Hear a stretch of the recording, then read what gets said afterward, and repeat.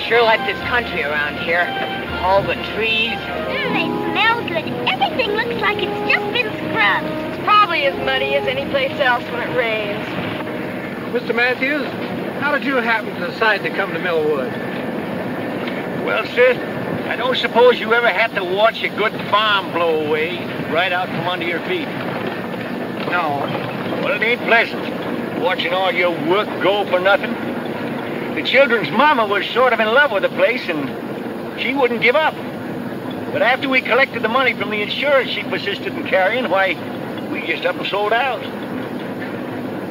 Must have been hard to leave old friends and neighbors. Oh, those folks weren't as neighborly as a man might expect.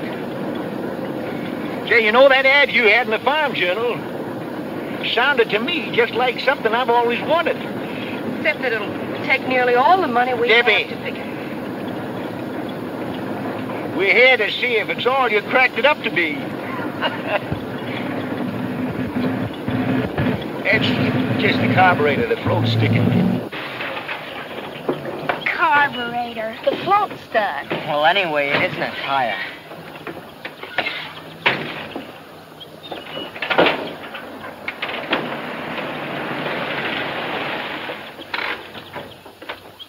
Hiya, Mr. Larkins. Need some help? Well, the motor stopped. Mr. Matthews, this is Davy Barkley, our county agricultural agent. I'm happy to know you, Mr. Matthews. What seems to be the trouble? Oh, the motor cut out all of a sudden. It's the carburetor. Cut out all of a sudden, huh? Doesn't sound much like the carburetor, sir. Do you mind if I take a look at it? No. Around these parts, when a human being isn't feeling well, why, we call Doc Pomeroy. But for anything else, like farms, crops, animals, or machines, or whatever, we hunt for Davy. You know, I don't believe there's anything he can't fix. If he believes it ain't that carburetor, he can't fix that truck. Because I can tell just by the wheeze of it what's wrong.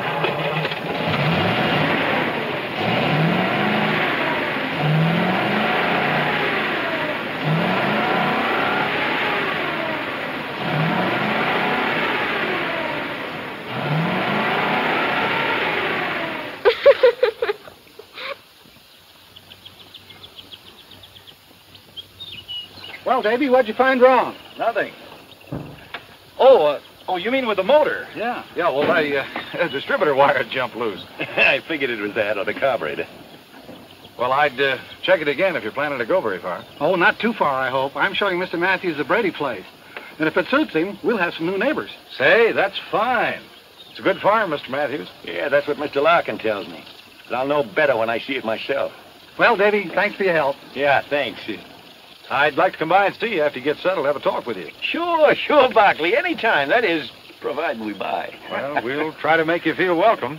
You do, sir. I'll catch that hood for you. Thanks.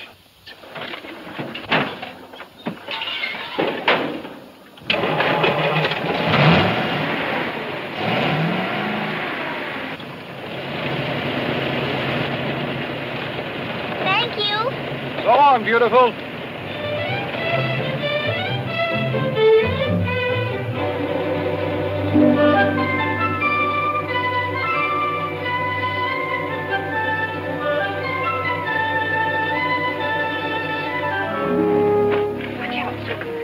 Don't you kids go nosing around. Well, there it is. Of course, it hasn't been lived in for 6 months. Little fix and put it in apple pie shape. Yes, but Let's take a look at the land. Well, the fields start right over there. come on, I'll give you a ride. Come on. What did I tell you about nosing around?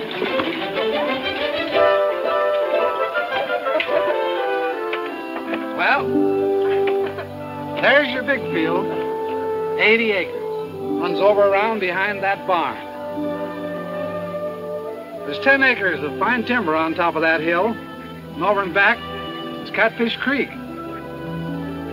I caught some big ones there when I was a boy. What else you got to show me? Well, there's some nice grazing land I'd like to have you see. Then after that, we can take a look at the buildings and the inside of the house. Fine. Oh, whatever furniture you see goes with the place.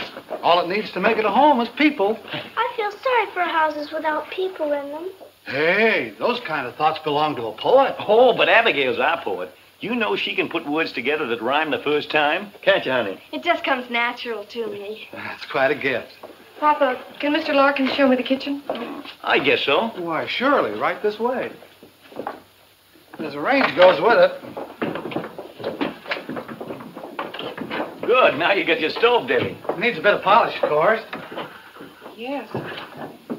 Well, what do you think? Also, I think it just about fills the bill. But, you know, I'm a great believer in the democratic process. A family, Mr. Larkin, is just like a nation. Everybody in it should have his or her say. Now, I wouldn't think of imposing my will on important decisions that affect all of us. What we do is hold a meeting and vote on things. And whatever the majority rules, that's what we do. I'll show you what I mean. All right, the meeting will come to order.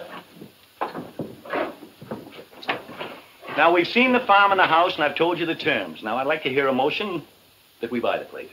I make a motion that we buy it. Do I hear a second? I second the motion. No discussions? All those in favor, hold up their right hands.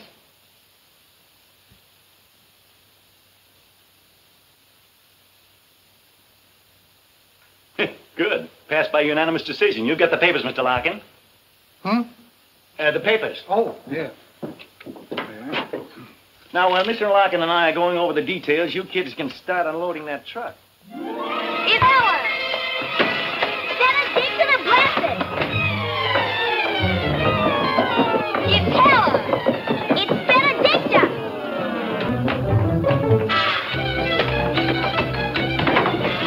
Benedicta! Let me off! Benedicta! Susan, Abigail! Stop that fighting, do you hear? Now what started this one? She wants to get named Helen! Get what named Helen? Benedicta the Blessed! It's going to be Helen! Susan!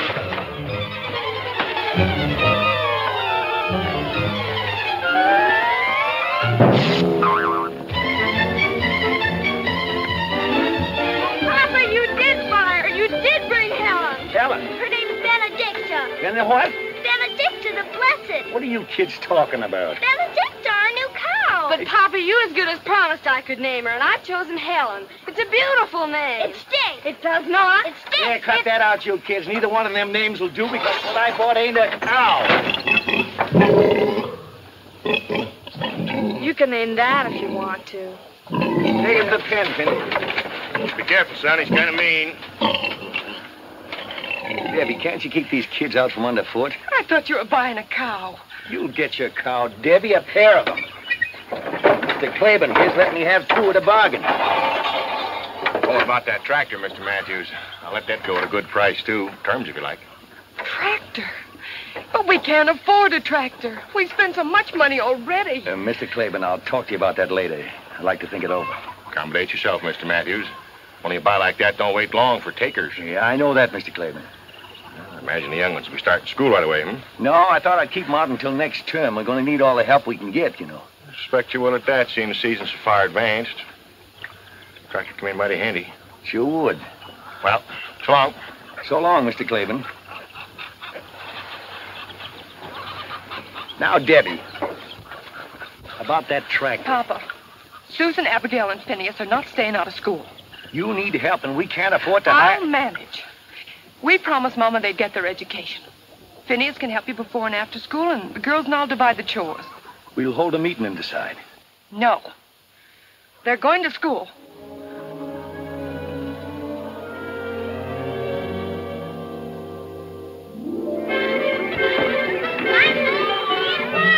Bye, Jackie.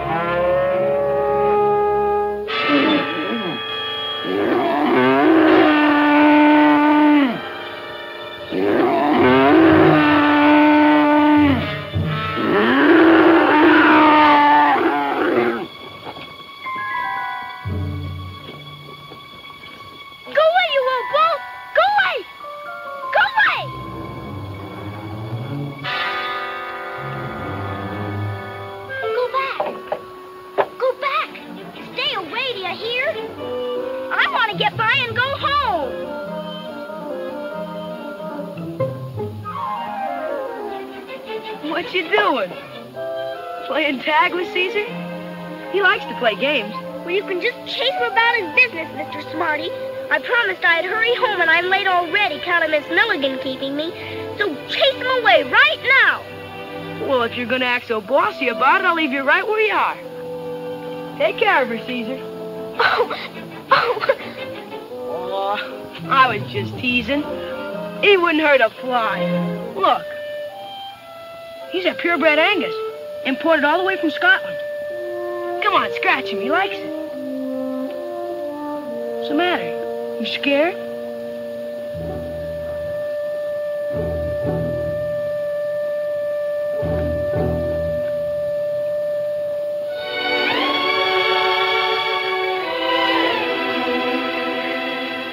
Did he really come all the way from Scotland? Sure he did. Cost me more than $1,000. $1,000? And he's yours? Sure he's mine. All the cattle in his pasture are. I raised them. You mean they really belong to your father, and he let you pretend they're yours? Well, I mean, no such thing. They are mine. Dad gave me 2 Angus calves for a start. I paid him back a long time ago. Say, you're one of the new kids who just moved around here, aren't you? Yes. What's your name? Susan Matthews, what's yours? Peter Wexford, but everybody calls me Buzz. Why? I don't know, unless it's because... Because he's got bees in his bonnet. What are you doing here, Jessie? Spying.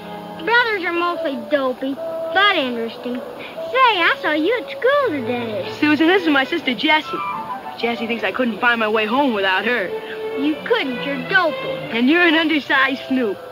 Well, I can't stand here wasting my time talking to girls. I gotta get the cattle headed home for their supper. I'm grain feeding them to put weight on. I've got to get home, too. Come on, I'll open the gate for you. And all these cows and Caesar, are they really yours? I told you they were, didn't I? Well, bye, Buzz. Bye, Jessie. Bye. Goodbye, Susan. See you in school tomorrow. Bye.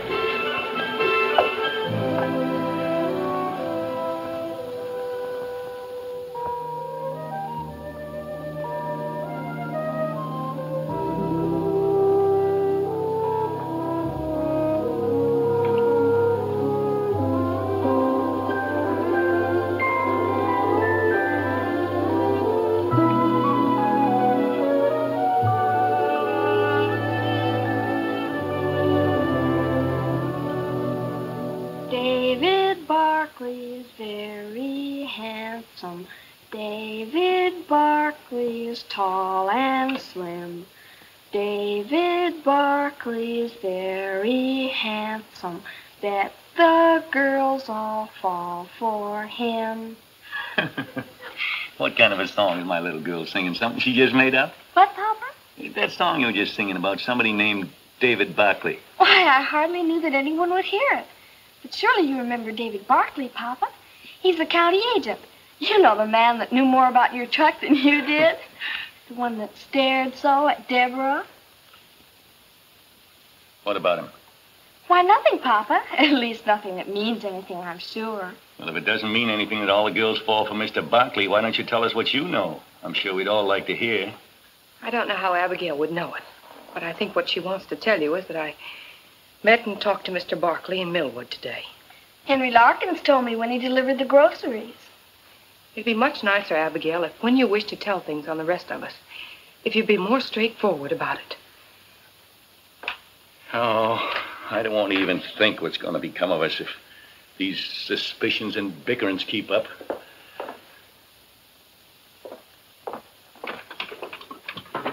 Maybe you'd like to tell us what you found so interesting to talk about with a so attractive Mr. Barkley. It was just about the farm. After all, he is the county agricultural agent, and I asked him what crops he thought we ought to raise. And I imagine he was very happy to offer his advice?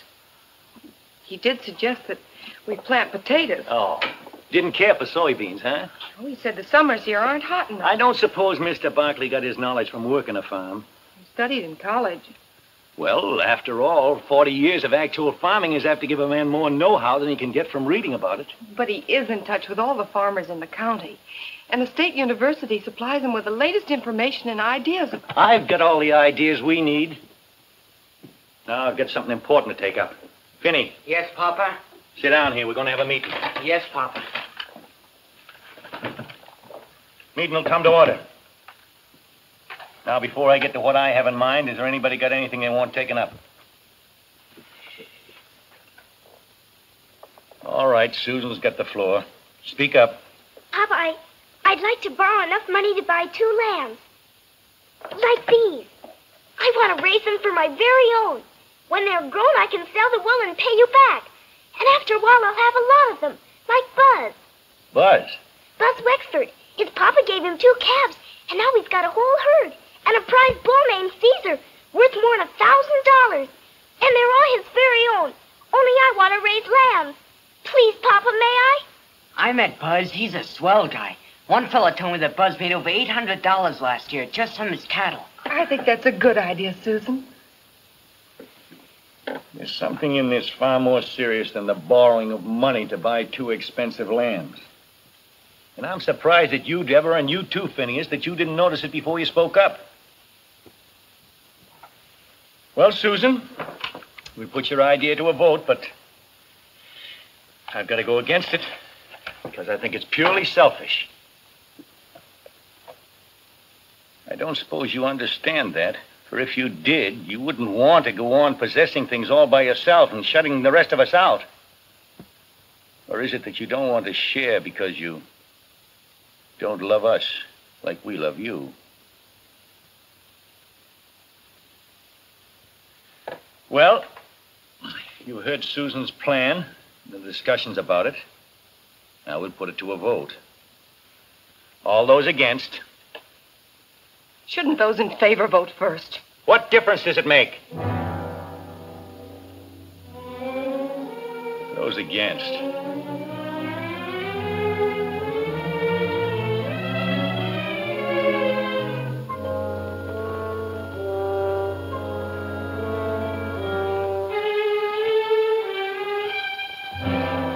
Good. I guess that settles that. Now, if there's no other business, I got a plan I'd like to propose. One that'll be good for all of us. You know we need that tractor, Mr. Claiborne's, in the worst way. Of course, he'd be willing to rent it to me, but you know we believe in owning things outright. Well, wouldn't it be better to rent it? I believe I can make out a way we can buy it. How, Papa? We'll cut that timber at the top of the hill and sell it for lumber. I've already spoken to Mr. Gale about it at the lumber mill, and he's willing to pay us a good price for it. And then we'll make a down payment in the meantime.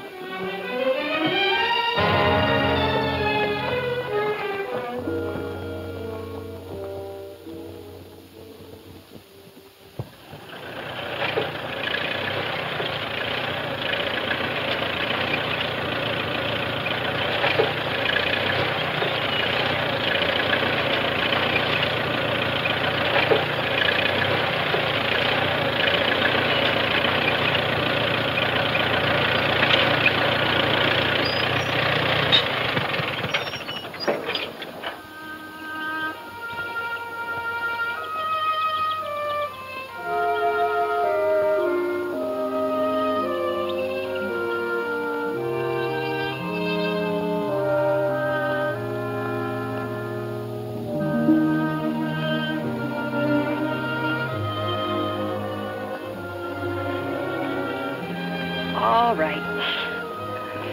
Out with the baby. What's wrong? He isn't fair. Papa isn't fair. He got his tractor, but I didn't want those lambs for my own because I don't love all of you. I wanted them because I think I can help you say why. It's because you want to be an individual. And to prove that you are one, you got to do something all by yourself. To own something that's wholly yours. Is that wrong? I don't think so. But how'll I ever be able to do anything like that? Abigail always votes the way Papa does. And if Papa even looks at Finny, Finny gets too scared to vote against him. Well, it's sort of like fighting a pillow, honey. You can't win. You dent it in one place and it just spills out in another. All you do is exhaust yourself. I found that out. But who knows what can happen tomorrow? I got work to do. Want to ride with me?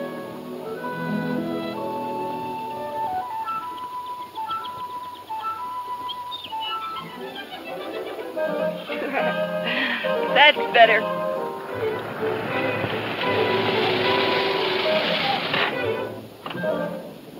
Hello. Hello, Mr. Barkley.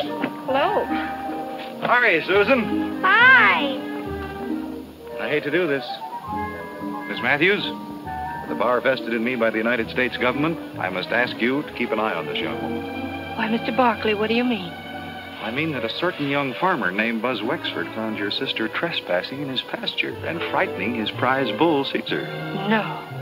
So that since that day, neither he nor Caesar have been quite the same. That's a big fib. Susan, here's something I want you to look over.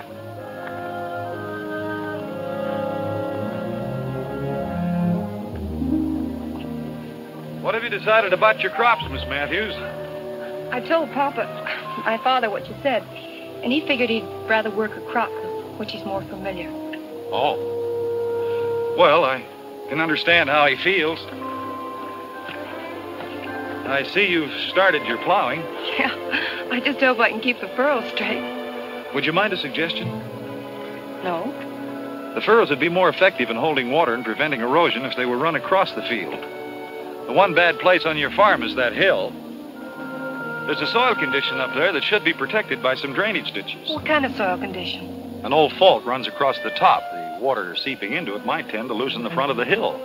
You mean that the whole face of that cliff could fall onto our farm? Well, it's really... Mr. Larkins never told us about that. I doubt if he knows it. It's an old fault. There's no active danger with the trees and their roots to hold the soil. But Papa's cutting down the trees.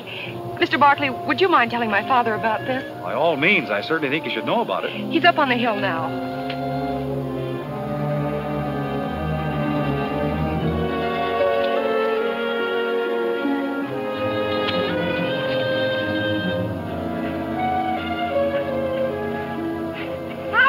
Look out, get back!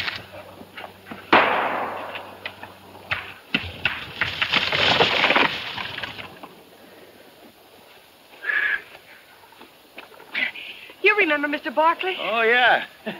What's on your mind, Barkley? It's about these trees, Mr. Matthews. I'd suggest you leave them standing, sir. I expect you county agents have got to make some sort of suggestion in order to hold your jobs. Well, if you don't mind, I'd like to show you something, sir. It's right over here.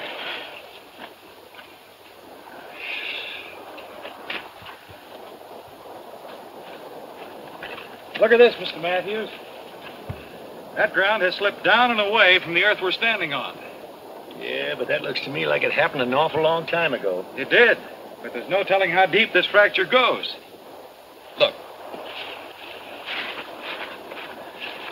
Here is the face of your hill.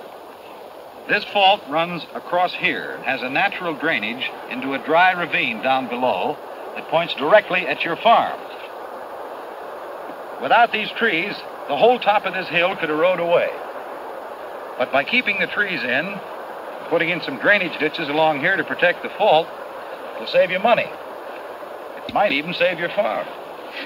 Well, thanks again for your interest, Barkley, but I ain't going to let a crack in the ground stop me from making several $1,000s. And now, as a man who's got work to do, you'll excuse me. Well, thanks for listening, sir. That's all right. It won't be long now before I'll be able to show you what a real farm looks like. I'd like to stop by and see you again. Anytime, but... Debbie, if Mr. Barkley don't mind, I'd like to speak to you. Private. Thank you.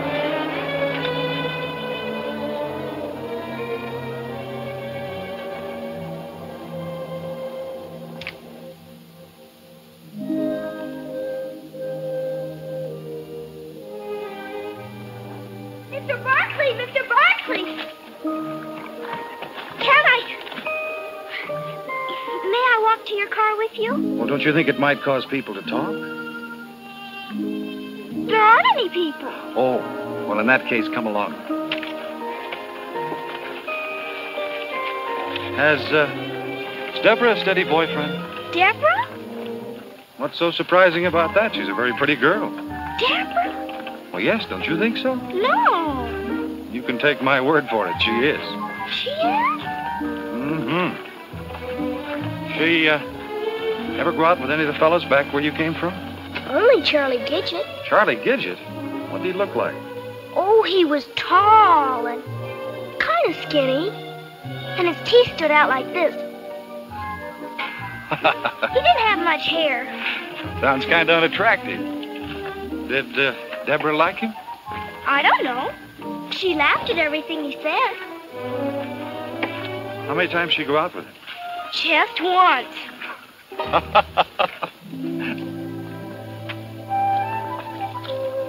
Well, Susan, thanks for accompanying me. You can follow this creek bed right down to your house. But I wanted to ask you something. You did? What? About this, the 4-H club. Oh, yes, the 4-H club. Susan, the theme of the 4-H club is show, not say. Got time to take a little ride with me? Sure. You may be the key to open the door and let the sunshine in. Huh? We can get to my car right up here. Come on, sweetie.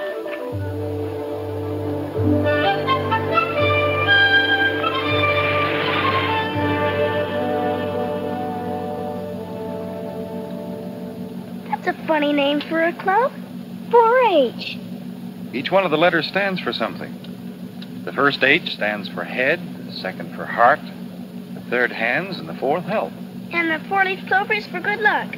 I think 4-H club members make their own luck. Can people do that? Sure. They use their heads, hearts, and hands. You see, Susan, the 4-H club was started for kids just like you, to help them learn better methods of farming and homemaking, so that when they grow up and have farms and homes of their own, they'd know how to run them successfully. As county agent, it's part of my job to help the club members with their projects. Huh? Each member has a project, a piece of work that he plans and carries through all by himself. Oh. It can be almost anything. Oh, raising rabbits, a garden, calf, chickens, fruit trees. Baby lambs? Sure. Or sewing, cooking, canning. There are all kinds of projects. Is Buzz Wexford a 4-H member? Buzz? Oh, he's the star of the Millwood Club. He's already made enough money from his Angus herd to put himself through college.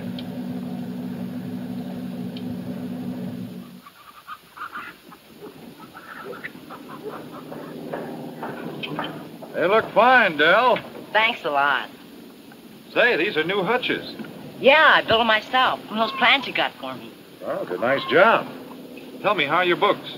I can tell you, Mr. Barkley, he hasn't kept them up. Got to keep after that, Del. Keeping books is as important as any other part of a project.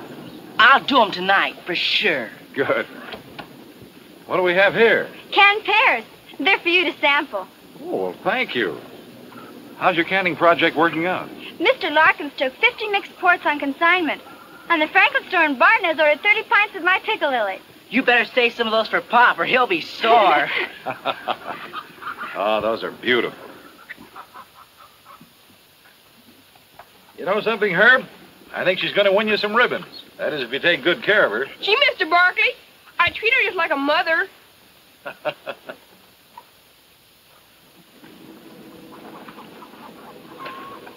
Did you get the lime I suggested, Roberta? Yes, and I used the proportions you gave me. Does my garden look good enough to win an award? Well, Later, I mean. it probably will if you work like the Dickens. Oh, I don't mind doing that. You see, this is mine. It's something I've done all by myself. The things you create for yourself always give you the most satisfaction. And you've got the makings of a fine garden. Mom and Dad are so glad you talked me into joining 4-H, Mr. Barkley. I wasn't very happy before. Well, 4-H is happy you joined. Susan, there's one more place I thought we might stop. Benny Tilton's project's raising sheep. He's got a couple of fine lambs I promised to look at. No, I don't want to see them. I want to go home. Please. Okay, sis. Home it is.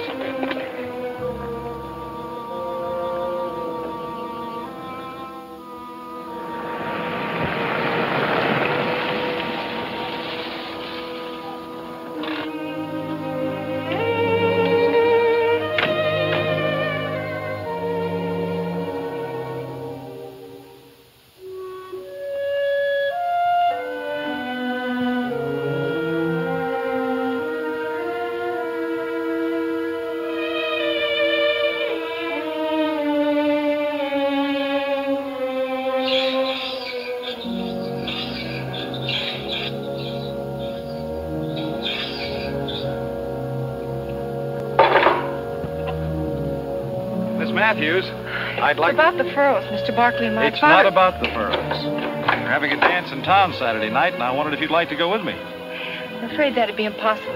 Why impossible? I don't like to toot my own horn, but most folks around here think of me as a pretty solid citizen. The remark wasn't meant to be personal. My invitation was... It's just that social activities don't interest me. Wait a minute. I'm not speaking now as county agent. This will be a purely personal observation. You're a coward. Your father, who's probably ruined several farms and is setting out to ruin this one, seems bent on ruining his family as well. Don't interrupt me. I just brought Susan back from showing her some of the work being done by the 4-H clubs. She pretended she didn't like the idea. For the same reason that you just turned down my dance invitation. Because you're both afraid of your father. Some excuse for Susan, she's just a little girl. But there's no excuse for your quitting without putting up a fight, except cowardice. Mr. Barkley, if you don't get off this property right away, I'll run you off with this tractor. You haven't got the gumption, Miss Matthews.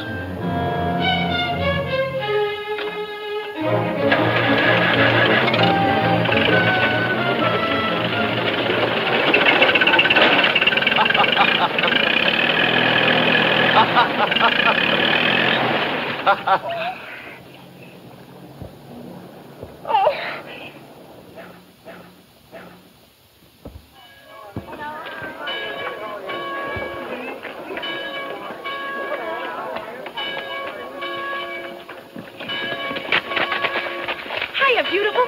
Hiya. Stick around at the church. I got something I want to tell you. I can't talk now. I have to pump up the bellows on the organ. Don't forget.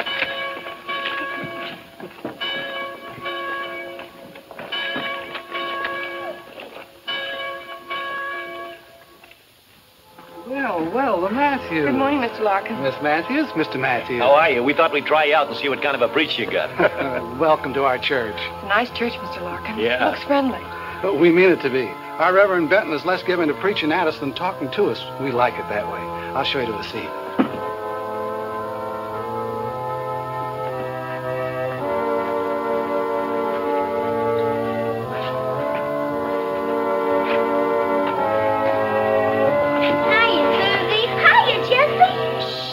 Hello, David. Good morning.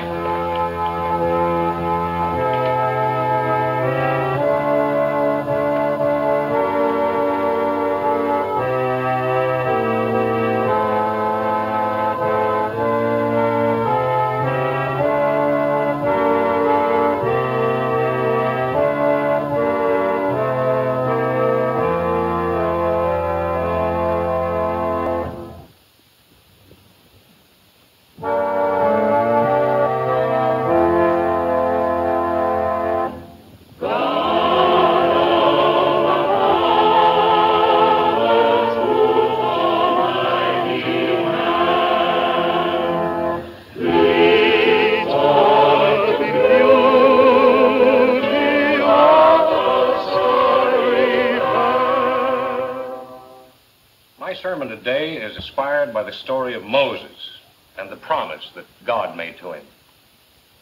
The story may be found in the Old Testament, the book of Exodus. The promise was that if Moses and the Israelites, who were suffering cruelties and slavery at the hands of the Egyptians, would but have faith, God would show Moses how to lead them out of their bondage into a land of milk and honey. It was the promise of a new life, a beautiful green promise. But before it could be fulfilled, there was a sea and a wilderness to be crossed, thirst and hunger to be overcome. The fulfillment, you see, had to be earned. Now, I find a parallel between those ancient Israelites and ourselves, all of us. We too are in bondage, lashed with the bullock-hide whips of ignorance, shackled by the iron chains of the unknown. But the same promise, the beautiful green promise, has been made to us. Only the sea of doubt, the barren desert of illiteracy, the hunger of bigotry, and the thirst of incompetence stands between us and freedom, between us and the land of promise. Now, we've been given not just one Moses to guide us, but many, our men of science, our doctors, chemists, mineralogists, agronomists, all those patient seekers after fact and truth, the delvers into the mysteries of matter, the searchers of the mind for a better understanding of human behavior. These men are our Moses, turning our feet away from the false and easy trails of superstition and guiding us along the steep and toilsome path of knowledge, the one true and the one and only road to the land of promise, where we may claim our heritage. To my mind, the really sinful man or woman is the one who, through bigotry and ignorant pride, refuses to learn, and calling his ignorance virtue, tries by self-made rule and by scorn to keep all others from learning. These are the real sinners. And here is the vilest evil. To feed their ego, to disguise their inadequacies, to hide their quaking fears, they sneer at the new, revile the experimenter, and deride the pioneer, and then hypocritically defend their actions behind the fog-bound fortress of intolerance.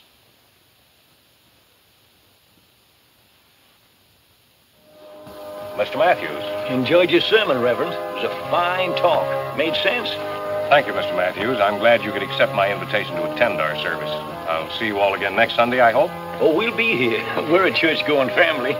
Papa, we must hurry. Come along, Abigail. Young man? Excuse me. Surely.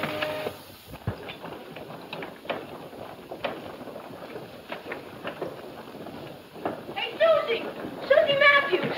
Hey, wait! Told you I wanted to see you after church. I forgot. That's the way it is with me. I just don't make any impression on girls.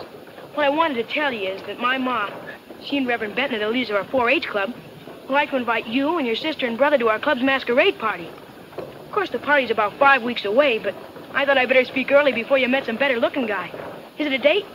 I know he's kind of homely, but please say yes, or he'll have to invite some awful-looking pill. Besides, Mother said I could serve some of my drop biscuits. Oh, no, not those. I dropped one once and like to broke my foot. He likes to exaggerate. If you let go of one of my biscuits, it'll just float in the air. How about it, Susie? Will you come? They'd be very happy to come to your party, Bud. And thank your mother for the invitation. Good. There'll be a swell gang there, and I'll make it a personal project to see you have a good time, cutie. You ought to wear those things, Butterfingers.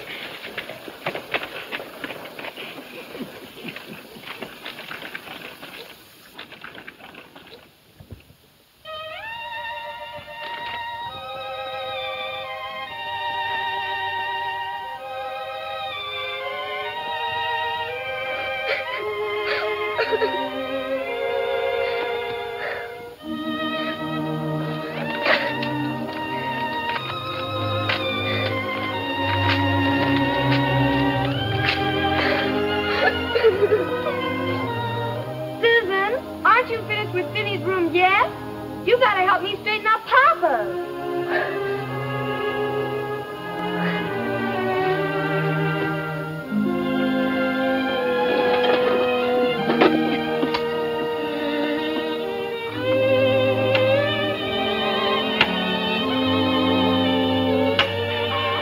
Hey, what you doing with my fishing tackle? Well, I thought maybe you'd take me down to the creek. Will you, Finny? Oh, gee, Oh, I daresn't, Susie. I ain't got the wood cut for Deborah to cook supper with. Papa'd skin me alive. Oh, please, Finny. We'll only stay a little while, and I'll help carry in the wood. Well, maybe there'll be some early ones hungry enough to bite. But we gotta start home in time for me to get the wood in. Boy, this looks good, Susie. We ought to get some big ones here. Come on. I can get up by myself.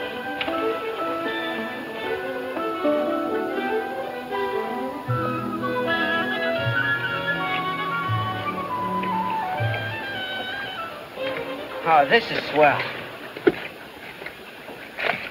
Hand me the worms.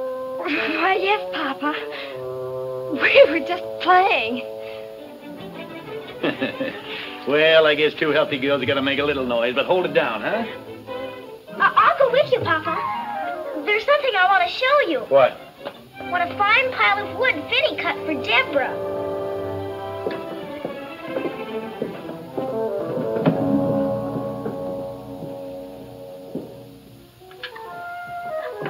Excuse me. Did you do your homework, Phineas? No.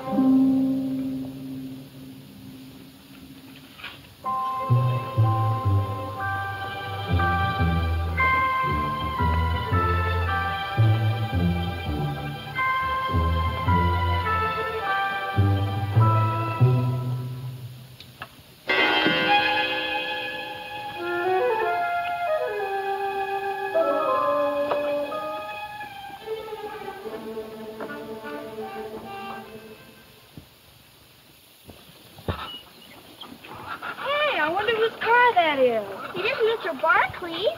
Of course not. Papa'd run him off the place. Physicam. What does that mean? Physician. It means doctor. Someone's sick.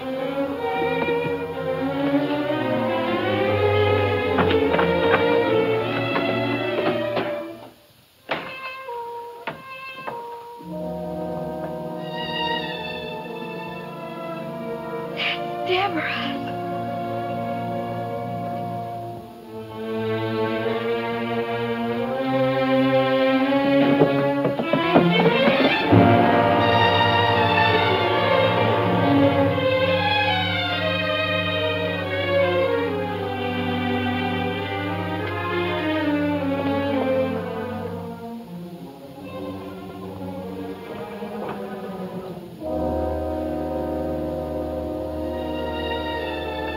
Tree fell on him.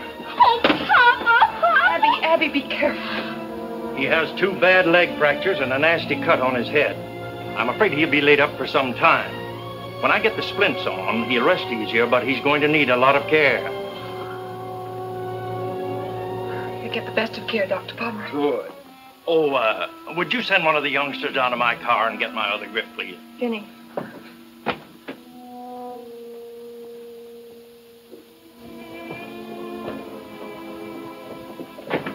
How's Papa? He's resting better since Dr. Pomeroy gave him those pills. Oh, what are we going to do? I don't We're going to behave ourselves, for one thing. But with Papa hurt and not able to work, we'll lose the farm and this house, and we'll all be put in institution. Oh, Abigail, will you please stop that sniveling? I got no intention of letting us lose this farm. I'm going to plant and harvest crops if it kills me. And you kids as well.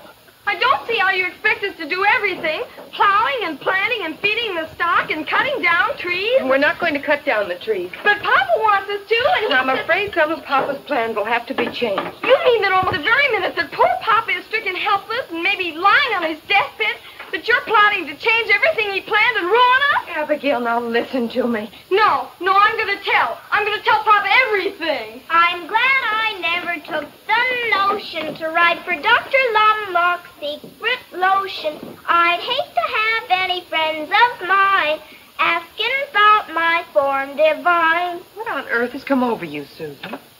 Nothing at all. Except I'm pretty sure Abigail didn't mean it when she said she'd tell Papa everything. Did you, Abby? No, of course not. I was just making a joke. I wouldn't think of telling Papa anything you didn't want him to know, Deborah. Honest. Get me some hot water, Phineas.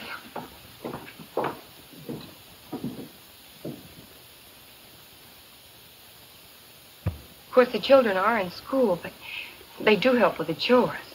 So, as far as my father and the house go, I think we can manage. But it's the farm that bothers us. And I just thought that perhaps you could give us some advice on what we could best do. Well, if you could stay for a few minutes, a friend of mine is coming by who knows much more about farming than I do, I'm sure, and I think he'd be glad to help you. But maybe you know him, David Barkley. Oh, yes, I'm terribly sorry. I just remembered I have to go to Millwood before Mr. Larkin closes the store. closes, why, you have all afternoon. Mr. Larkins never closes until 6 in the evening. Help! Help! Help!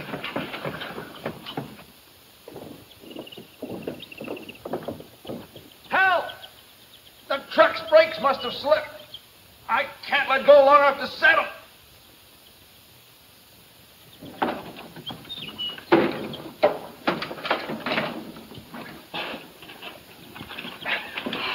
Mr. Barkley, I can't... I owe you my life. I couldn't have held out much longer. I can't tell you how sorry I am. I was sure I set the brake. Forget it, Miss Matthews. But, Mr. Barkley, why didn't this rock hold back the truck?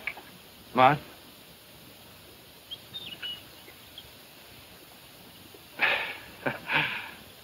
Thing like that could ruin a tire.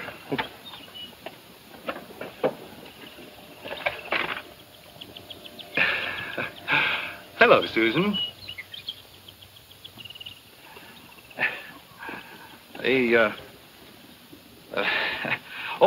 Reverend, my sister-in-law and her mother wanted me to say goodbye to you. Tell you how much they enjoyed your sermon last Sunday. Oh, thank you. Have they gone home? Left yesterday. Brother Ed wired, said if she didn't want him to starve to death, she better get herself home. Think it could be jealousy? Oh, quite possibly. Your sister-in-law is a very attractive young lady. Oh, we Barclays have an eye for pretty women. Well, there's certainly nothing wrong in that. Oh, David. Miss Matthews came by to ask my advice on how best to manage the farm now that her father's laid up, and I told her I thought you were the one really most qualified to help her. And it just occurred to me, I think it would be a good idea if you'd go out to the farm right now, and then you could talk things over right on the spot. An excellent idea, Reverend. Excellent. Would you lead the way, Miss Matthews?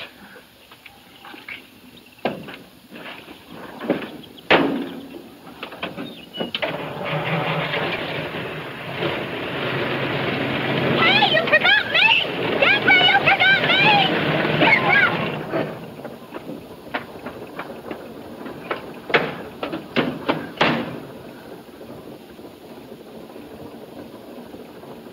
Thanks, Jim. Thanks a lot.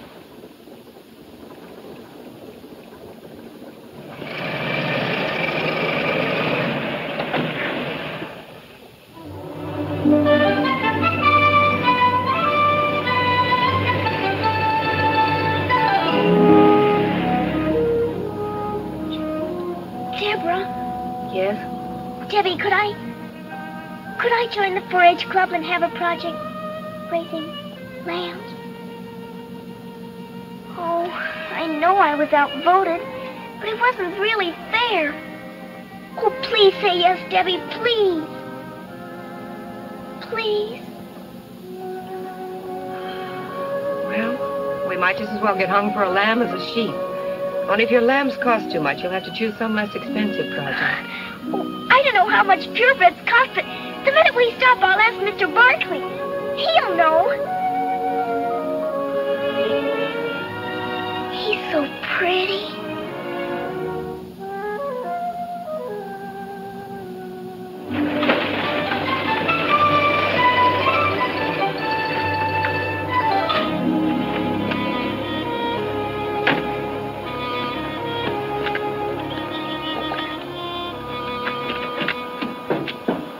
Thank you. There's something I'd like to tell you. Yes? Maybe we'd better talk about the farm first.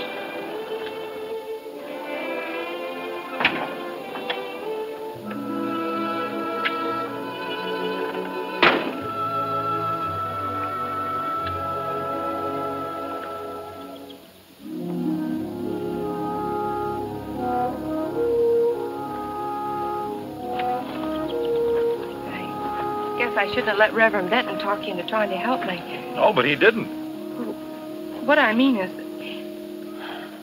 standing here, I realized how crazy it was my going to him in the first place. Thinking I could handle things all by myself. It would mean a fight. I'm not the coward you think me, Mr. Barkley. It's just that, well, fighting when you haven't got a chance to win is, well, it's foolish. History's been made with that kind of fool. I'm willing to work, but I don't see how I could ever manage. All this land and the children. Oh, it'd be tough, all right. If you had the courage to try, I could help. There are methods and shortcuts that I could show you that would cut the job down to manageable size. That is, if you're not afraid to tackle it. I'm not afraid. It's just that... How could I start? Can you take orders? I think so. Good. The first one is that you call me David. Mr. Barkley, Well, now, if you can't follow a simple order like that, there's no sense going on. Frankly, David, I'm scared. The best way to overcome that is to get busy. Come on, Deborah.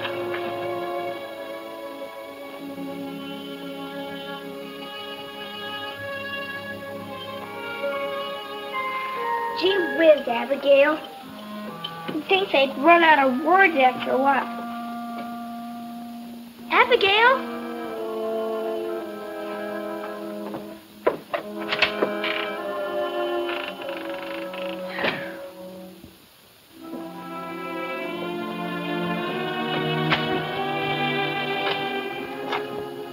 Thank you, Abigail.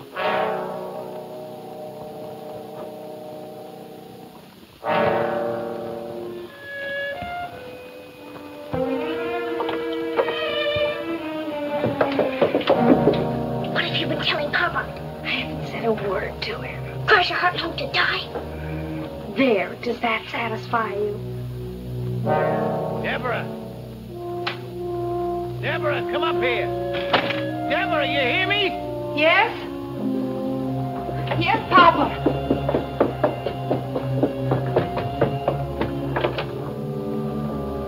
What was it you wanted? Now you listen to me, Deborah. Don't you think for 1 minute that I don't know what's going on behind my back. Because I do. But if Abigail hadn't come up and raised that window to give me some fresh air, I would never have known about this treason. I heard every word you and that book-taught farmer said. You probably prayed that I'd be struck down so as I could try out your crazy schemes. You're a Jezebel, that's what you are, a Jezebel. Oh, you don't care if his insane ideas ruin us and drive your helpless sisters and brother out into the world homeless and... Papa, be quiet. You slept through the sermon when Reverend Benton was describing the sinner who didn't want to learn and who tried to keep everyone else from learning. He might just as well have been describing you. David called me a coward for not standing up to you, and I got angry. Now I realize he was telling the truth. I've made up my mind not to be afraid any longer. Since you can't run this farm, I must. And I intend to run it David's way. Now, if you need anything, you call me.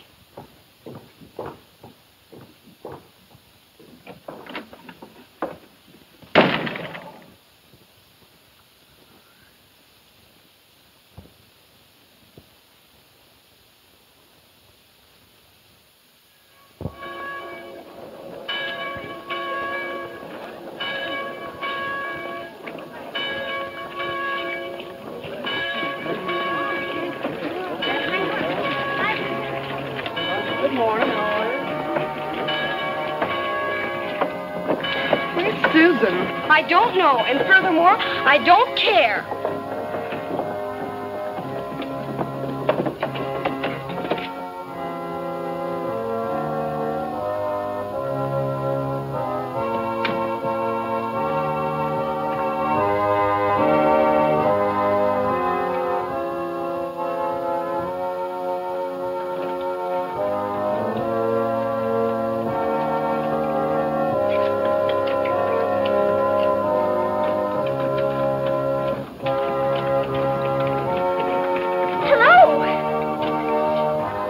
Doing in here? Oh, Buzz, I've got something wonderful to tell you. You'll have to wait till this finishes.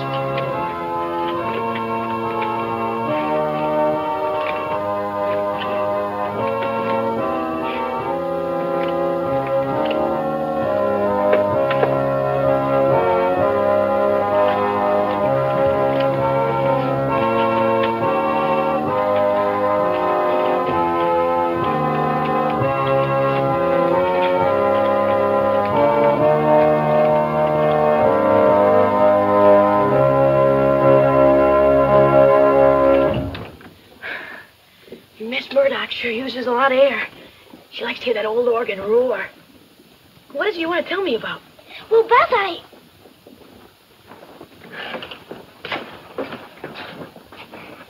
joining the 4-H. Swell. You'll like it. What are you going to choose for your project? Cooking? No, sheep. Sheep? Deborah said I could buy 2 purebred lambs to raise. That is, if they don't cost too much. Do they, Bud? Well, they're kind of expensive, Susie. How expensive? Well, real good lambs cost about $30 or $40 apiece. Is that too much? Hey, listen. Maybe you could borrow the money from Mr. Grinstead. Who's he? He owns the bank down at Millwood. Sometimes, if he thinks it's a good risk, he lends money to 4-H club members so they can start new projects. Buzz, do you think he'd lend some to me? Well, I can't say for sure. But once you're a 4-H, you can talk to David Barkley and get him to help. We'll give those members who have the longest distance to travel time to arrive before the meeting begins. Mr. and Mrs. Ralston wish me, on their behalf, to thank all the members of the church for their messages of condolence for the passing of Mrs. Ralston's... It's time for the first hymn. Please, Buzz, could I? Prayer meeting next Wednesday Well, evening will be held as usual at 8 o'clock. all right. You better hurry up and start your pumping, though. They're about ready to start. And keep that bobber up there, no matter what. I believe you will find Reverend Tillington's talk. We'll be happy to hear that church members last month.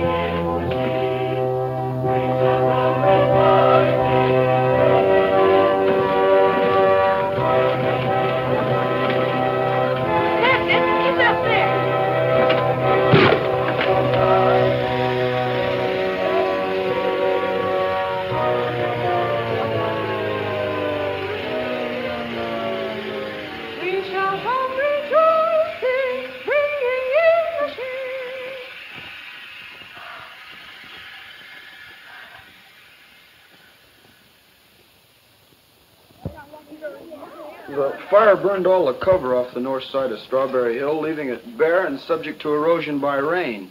Excited? The Committee on Soil Erosion had planned to replant it with oats or barley, but we'd appreciate the county agent's advice. Thank you, Joe. I've had some information from the state director at the university about a new cover grass.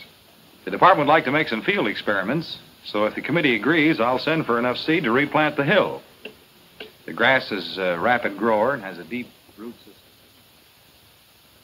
Miss Susan Matthews.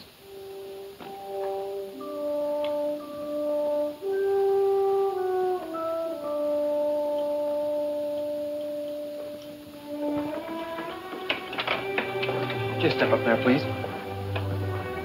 You've been approved to become a member of the Millwood 4-H Club. Please raise your right hand and repeat the 4-H pledge after me.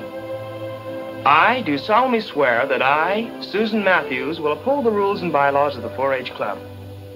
I do solemnly swear that I, Susan Matthews, will uphold the rules and bylaws of the 4-H Club. And as a true 4-H member, I pledge my head to clearer thinking. And as a true 4-H member, I pledge my head to clearer thinking. My heart to greater loyalty. My heart to greater loyalty. My hands to larger service.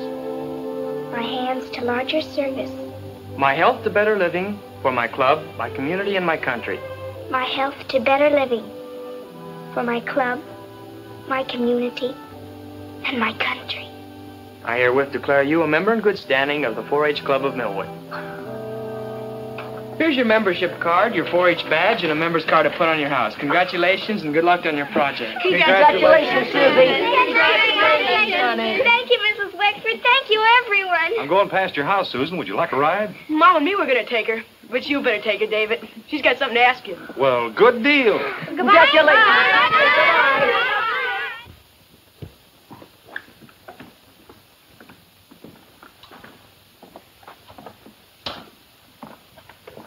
Good morning, Mr. Grinstead. This is Miss Susan Matthews, the 4-H Club member I spoke to you about. Susan, that's Mr. Grinstead. I'm pleased to meet you, Mr. Grinstead. Come in.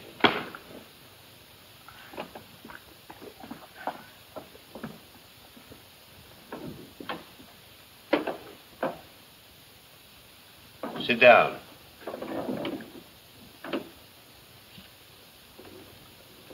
You belong to the 4-H. You want to make a project out of raising 2 purebred, caracal lambs. You have no money, no security, but you want to borrow money from my bank. That right? Yes, Mr. Grinstead. How do I know you know anything about raising caracal lambs? They're a very hardy breed of sheep imported to the United States from Boca Jara. Many experiments prove they thrive in this country. Their wool and hides are very valuable and have a ready market. The wool from the grown sheep measures from 8 to 12 inches and weighs from 7 to 9 pounds and is used for rugs, carpets, blankets, and sometimes to make hats. The meat is not considered as good as that of other breeds, but is wholesome, and the milk from the ewes is made into fine cheese. The ewes grow to a weight of 125 to 175 pounds. The rams from 150 to 200 pounds. My brother Phineas has promised to help me build a shed and feeding troughs. I'll raise 2 beautiful lambs, Mr. Grinstead.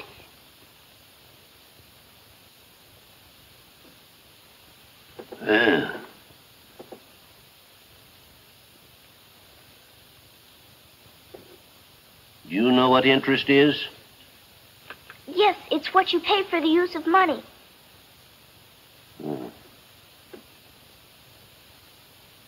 My bank charges 6%.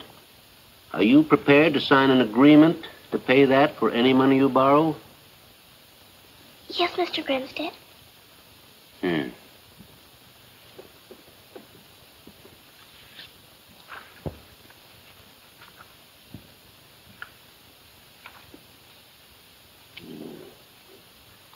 What's your full name? Susan Anastasia Matthews.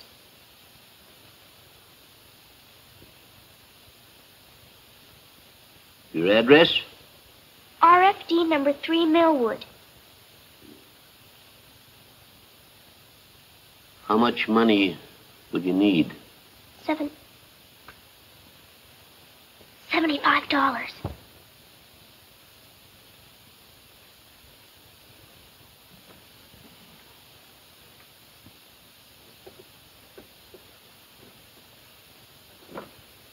Sign here. Oh, Mr. Grinstead.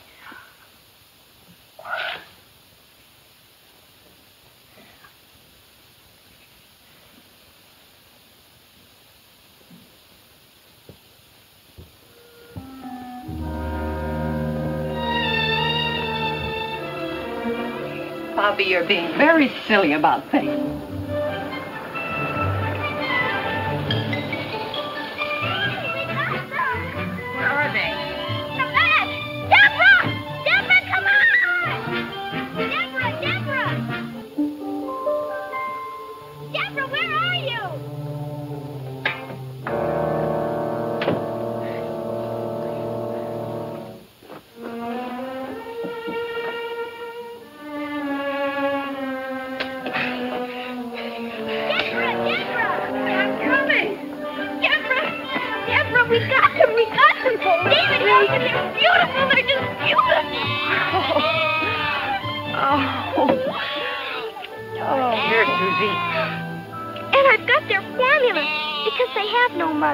But I'm going to be their mother and bring them up to be the 2 best lambs in the whole wide world.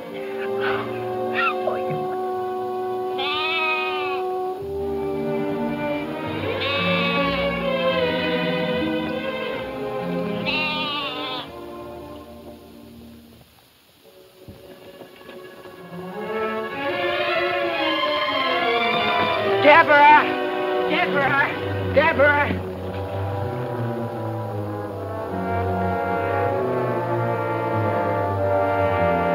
Up in the woodlot on the hill. They got a power saw and everything.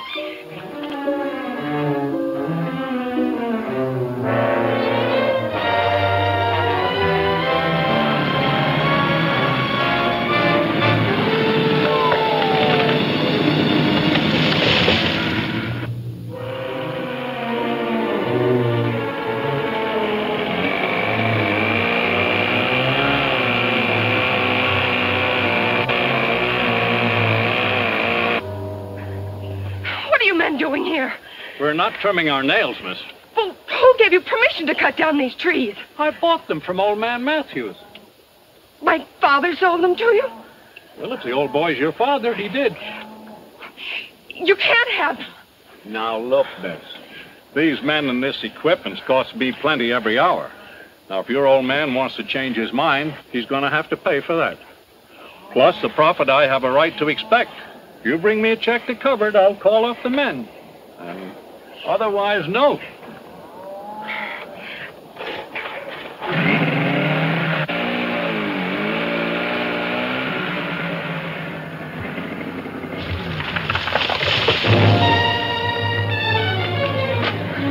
You better stay here, Finney.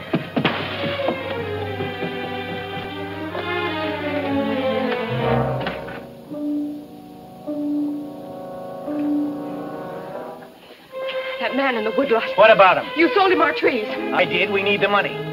You're going to give him back every penny of it. Whatever else he demands, so I can tell him to get his men off our property. I am not. Then I'll return the tractor to Mr. Claiborne and get back our down payment. I've already sent him his check. The tractor's ours.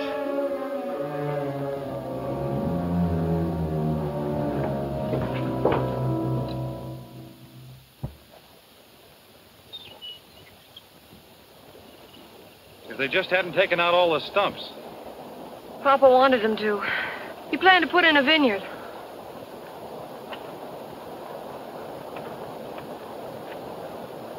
How bad is it, David?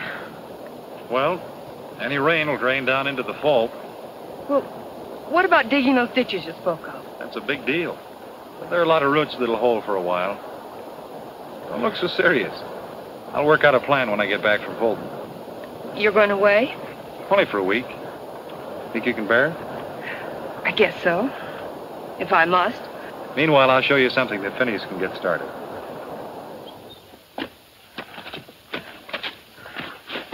Now, this erosion here funnels water right into the fault. Even if the fault weren't weakened, it still spills water into the dry creek bed that aims right at your farm. Well, after all my work, I don't want it all flooded out. Well, it won't be. Have Phineas put posts on each side, stretch wire in between. He can anchor it down with rocks. And it'll catch any rubble that comes down this way and gradually fill in. There's another spot over here. Now, Maurice, hold still and mind me. I'm your mother, you know. I expect to win a prize this fall if you don't learn to behave. I'm out here! You're always out with those lambs. Come on in and get your costume fitted, or you won't be ready for Buzz's party tonight. I'm coming. You think you can behave yourself while I'm gone? Very well, then. See that you do. I'm coming.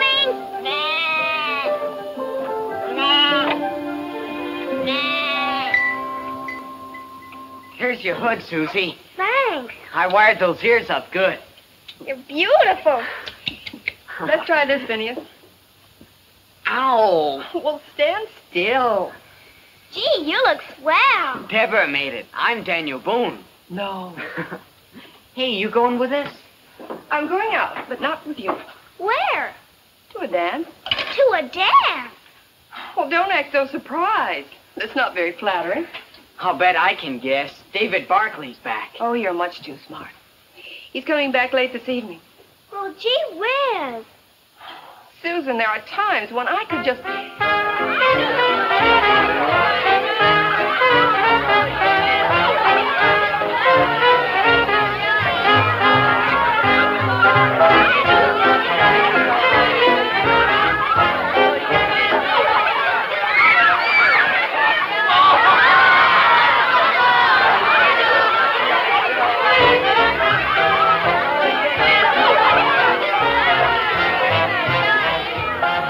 Who are you supposed to be? Mom says she's a femme fatale. I am not. I'm on to Harry, the famous international spy.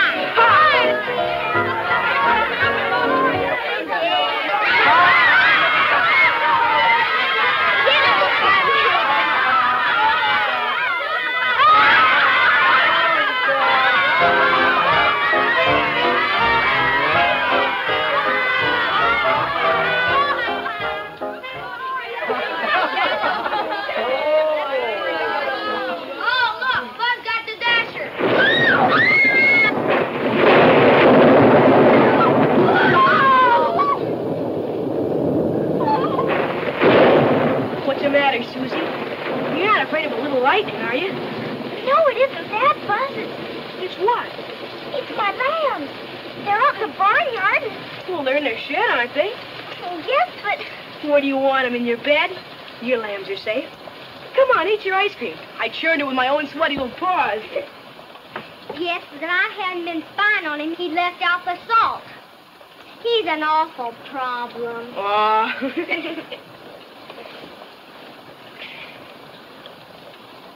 You want a trade?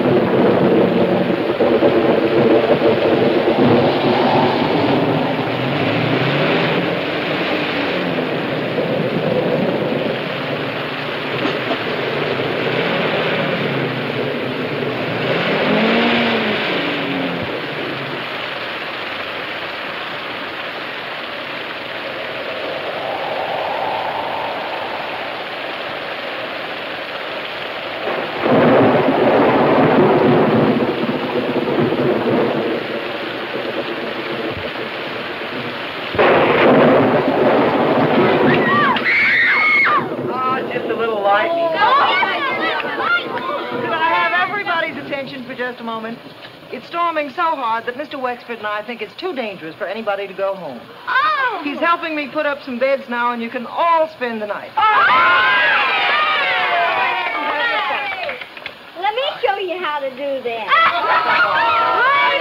Ladies and gentlemen, Jiggling Jessie will now attempt to juggle the jiggling candle and the jittery match. Or so she says. Vinny. Yeah?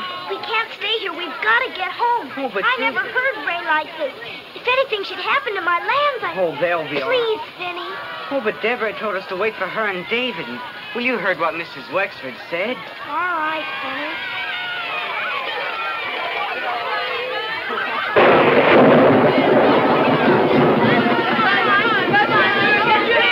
Oh, you're going to miss it.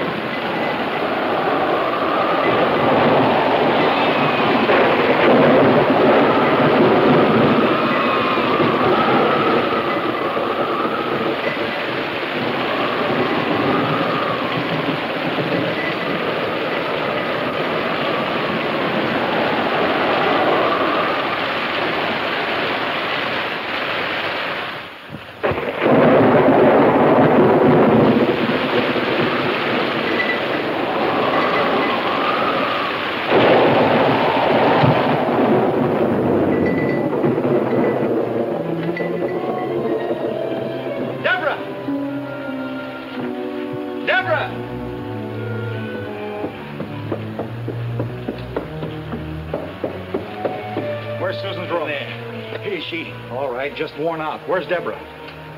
When the barnyard started flooding, she went up on the hill to check some barriers. I'll put Susan to bed and go look for her.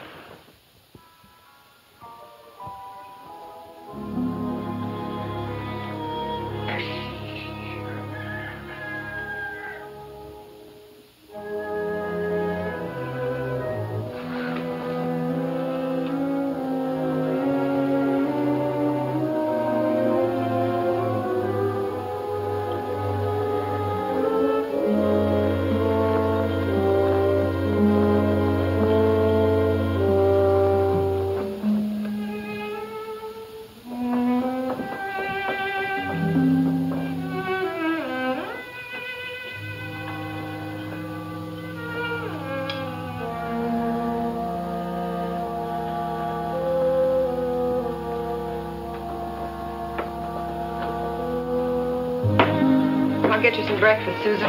No, thank you. I don't feel like eating. My lambs, are they... Behind the stove, Susan, fat and sassy.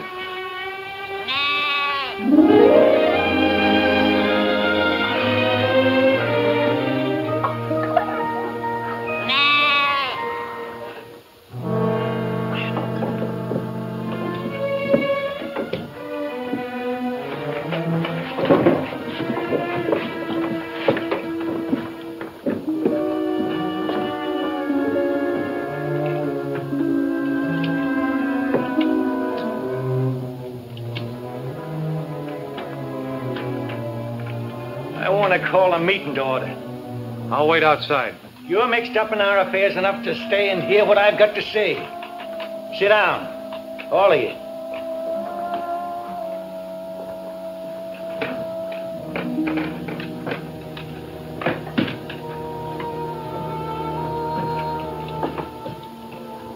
I guess even an ugly man can look in a mirror year after year and find satisfaction in what he sees. He never sees what's really there, only what he wants to see. A reflection of himself as he likes to imagine he is. But if one day something comes along that makes him look closer, he'd know then and forever after that he was just an ugly man. Mr. Barkley, I knew deep down inside your advice was well-intended and good. But I turned it down just like I did everything else that didn't happen to agree with my own peculiar notions. Also, I was afraid that you and Debbie, well, I I was afraid of losing her and all the work she could do for me. I preached the idea of us all working and owning together because I was afraid to compete with others and show up my own lack of ability. I tried to hide all this, even from myself, behind what I was pleased to call the democratic process. That my judgment was bad and my methods unfair, I realize now that it's too late. We're in desperate trouble, all on account of my bullheadedness, without much hope of saving ourselves. But if you children could find it in your hearts to forgive me, I know that I could find in that the courage to try and make things up to you. We understand, Papa. And don't worry. Everything's going to be all right. Papa.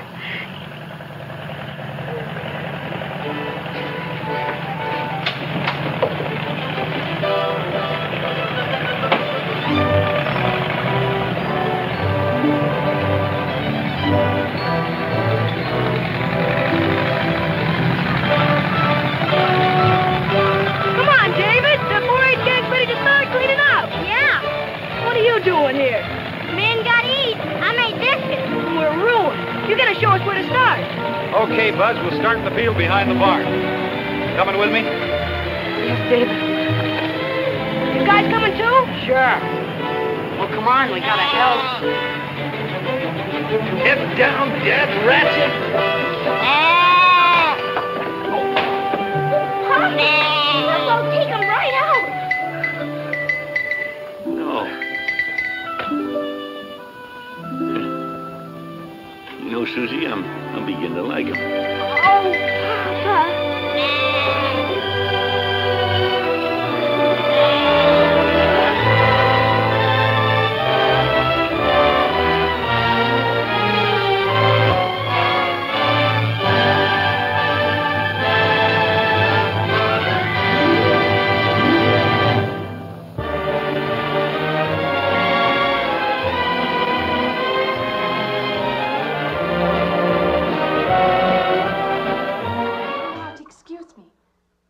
Look, there's a real nice restaurant, you know, right down the street. And I just thought, well, I'm just kind of a guy who doesn't like to eat by himself. I've made arrangements to eat in my room tonight. Hey, if you change your mind, you just holler. Looks kind of lonesome in here. Good night, Mr. Linden.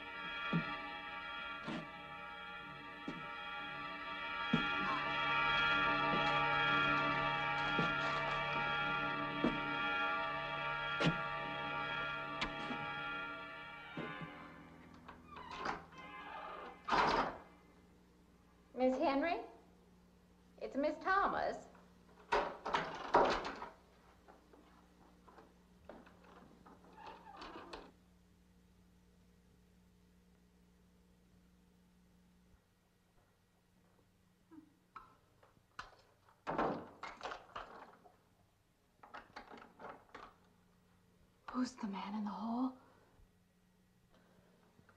Man? Oh, you must mean Mr. Linden. Did the officer say anything before he collapsed? Yeah, he gave a description of the fella. On the shooting of the officer, suspect is a white male American, age 26 or 7, 5 feet 10 or 11, 155 to 165 pounds, brown hair, regular features, pencil mustache. Repeat broadcast. All units. Is that about it? Yes, sir, exactly. And the officer kept saying, he looked like such a nice kid. He looked like such a nice kid. As if he couldn't believe what had happened to him. I see. Is that all? Yeah. Thank you very much. Yeah, well, anything else I can do, I'd be glad to help you. We may call him. Get his name and address, will you, Bob? This door been checked, Lee? Yeah, it's okay, Captain. Find anything? Nothing but some smudges so far. Found this in the glove compartment. I think it's nitroglycerin. Doesn't look quite right. Well, check it down at the lab. Right.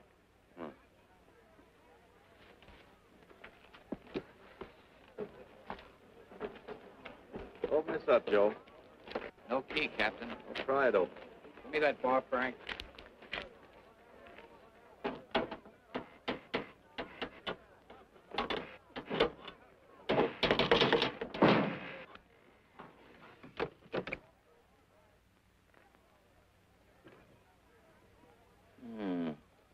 Regular arsenal.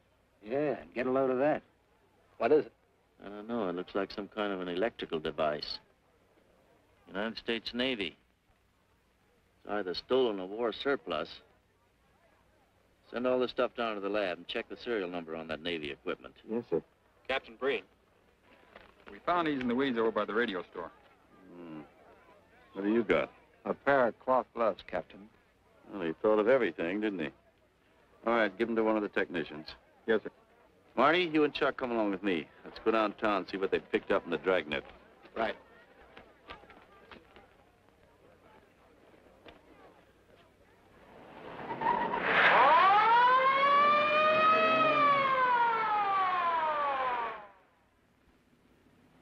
You know him, Marty? Yeah. I know his wife, too. Ever since high school. Captain, I wish you'd let Chuck and me handle this case. All right. I don't want any dead heroes. I just want the man who shot Rawlins. The suspects began to arrive at headquarters in droves. The police tossed every motel and hotel and many private homes in a 4-square-mile area around the scene of the shooting. Every available radio car and patrolman and detective was out on the dragnet. The strings were being drawn tighter and tighter. Many a man returning from a date or a late party or a poker game surprisingly found himself in a squad car, its sirens screaming as it brought him to the detective bureau. The dragnet gathered in some strange fish, and many ordinary ones. All the rest of that night, the detectives probed, needled, questioned, quizzed. Everything was checked. Fingerprints, names, addresses, stories. Every fish in the net was examined. Most of them thrown back into the sea, not worth keeping. Except a few parole violators and slightly shady characters whose stories needed a lot of verifying. I wasn't prowling no cards. Just taking a walk, you know, getting in condition. You were running when the radio car picked you up. Yeah? Maybe that's why the guys call me Punchy. He's got a point there. 2 felony convictions, no warrant, no warrant. He's on parole. Book him, violation of parole. Let's have the next one, Joe. What were you doing in that vacant lot? The vacant lot. Lot? What were you doing in it at that time of night? Nên mỗi mình cũng cho lo ngồi ngồi siêu nổi là ngồi ấy 30 cái nền bị lục với lại của ngồi sinh thành nghĩa ngồi thành ca giờ ngồi từ lừa đầu ra sang gì. You say your name is Ralph Henderson. So what? Well, you know, it's a funny thing, Ralph. There's a guy around this town that's been wearing your fingerprints. Only his name is Pete Hannon. Okay.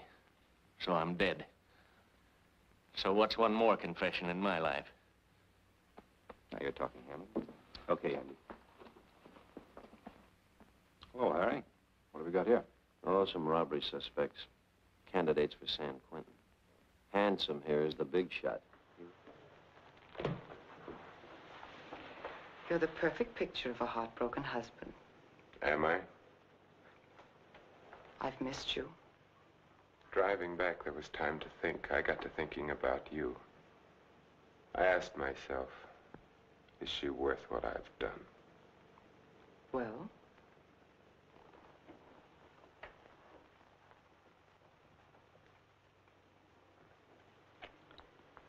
That was a very satisfactory answer. How did things go while I was away? Oh, darling, things are going so well I can hardly believe it. What do you mean? Mr. Edwards got out during the storm. He went into a room. What? He went after me. I struggled with him.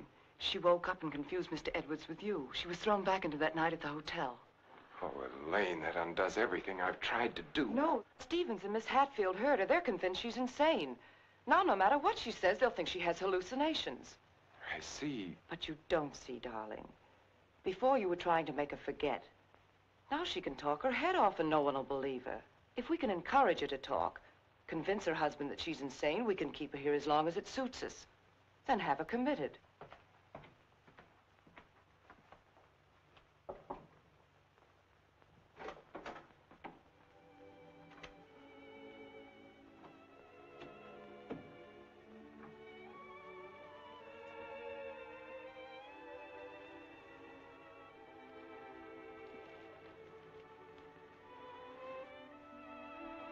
Darling. Janet, darling. It's me. Wake up. I'm here, dear.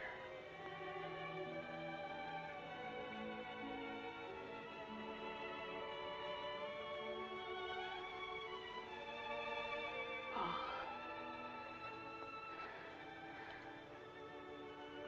I've waited all night for you, darling. What took you so long? Don't worry, I'm with you now. We have to be out by morning, Paul. They won't let us stay.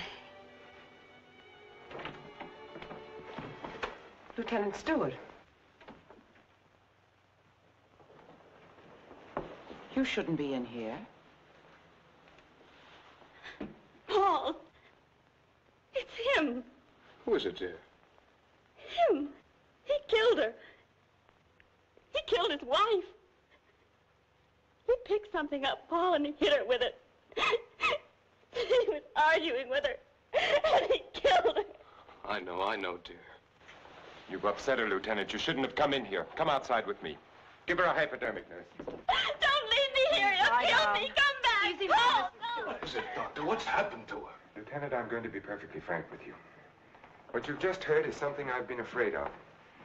There are times when patients emerging from amnesia suffer from delusions. It doesn't happen often. I'd hoped it wouldn't happen in her case, but you heard her yourself. But why? Well, that's hard to explain. But if you come with me, I think I might be able to clarify it for you.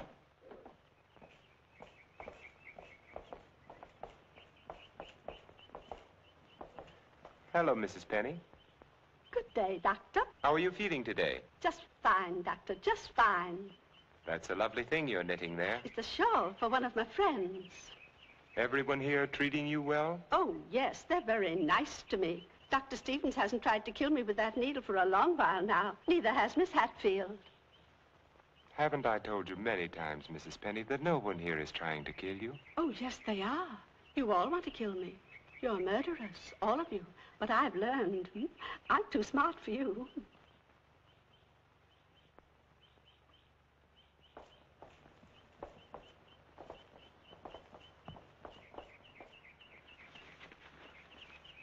What you've just heard, Lieutenant, for the second time, is the typical attitude of many of our patients towards the hospital staff.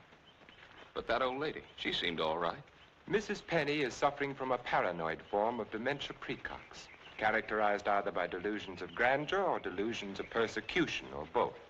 The patient, when confined to the hospital, almost invariably becomes convinced that the doctors and nurses who are treating him are really murderers intent on killing him. This delusion is quite common among mental cases in an institution of this sort.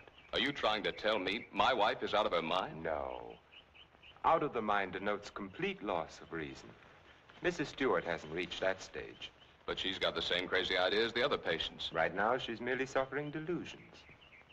However, I feel it's only fair to tell you, Lieutenant, that this condition can become worse. Our fight now is to prevent further deterioration of her mind. You've got to help her, Doctor. You've got to get her well again. I'll do everything I can. Believe me.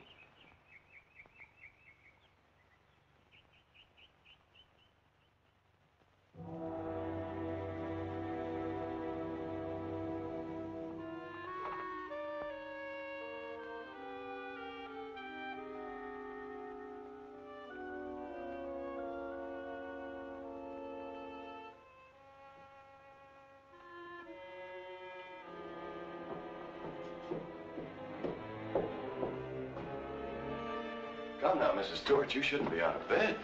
Will you help me, please? Please, please help me. Get the police here, please. We don't need the police, Mrs. Stewart. You come along with me and everything will be all You right. don't understand. There's nothing the matter with me. I want the police. That doctor's a murderer. But you go back to bed and we'll call the police. Don't talk to me as if I were crazy. I'm telling you the truth. Orderly. Now come along, Mrs. Stewart. No one is going to hurt you. No, Everything is going to be all right. Go. Orderly! Let me go. No. I'm not crazy. I'm not crazy. I wish you could have been there to see her yourself. Yes, I heard about it this morning.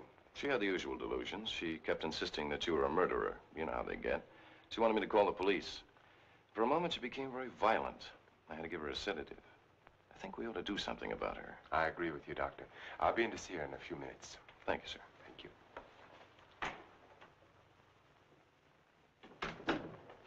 There, you see? Everything worked out just as we planned. Yes. Well, smile, darling. It's fallen right in our lap. You don't seem particularly pleased. I am. Of course I am, Elaine. But what are you going to do?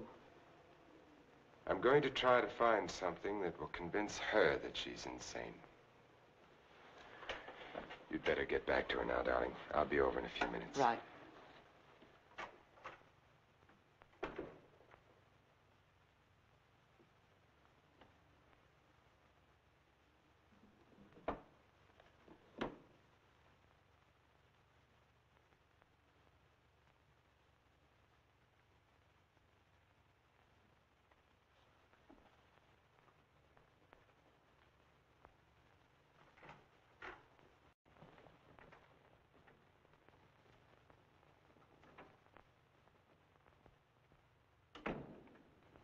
You feeling any better today?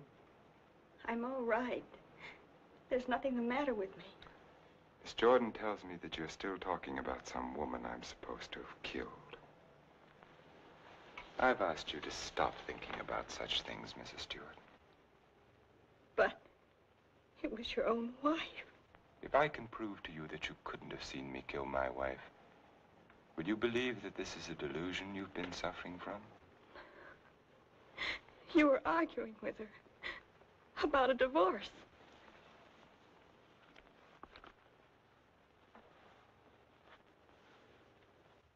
If you will look at the date on this newspaper, Mrs. Stewart, you will see that my wife died only a week ago.